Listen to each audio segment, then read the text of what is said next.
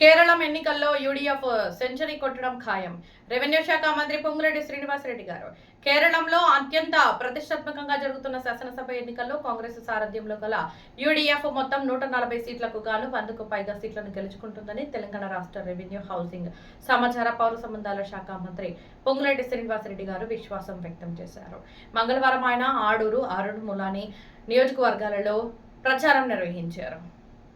ఈ సందర్భంగా మంత్రి పొంగులేటి గారు మాట్లాడుతూ గతంలో వయనాడు పార్లమెంటు నియోజకవర్గంలో అనుబంధం కలిగిన రాహుల్ గాంధీ ఈ రాష్ట్రంలో అత్యధికంగా ఉన్న మహిళలను చైతన్యపరుస్తున్న కాంగ్రెస్ అగ్రనేత ప్రియాంక గాంధీల ప్రచారం కారణంగా ఈసారి ప్రభుత్వ ఏర్పాటు దిశగా యూడీఎఫ్ పయనమవుతుందని అన్నారు.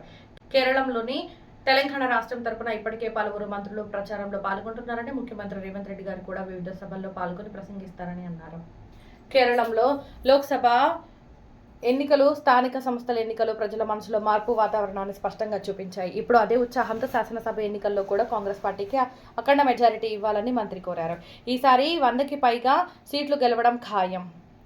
గత 10 ఏళ్లలో పాలనా పరంగా లెఫ్ట్ డెమోక్రటిక్ ఫ్రంట్ ఎల్డీఎఫ్ విఫలమైందని, అదేవిధంగా బీజేపీ నేతృత్వంలోని నేషనల్ డెమోక్రటిక్ అలయన్స్ ఎన్డీఏ ప్రజలు తిరస్కరిస్తున్నారని అన్నారు.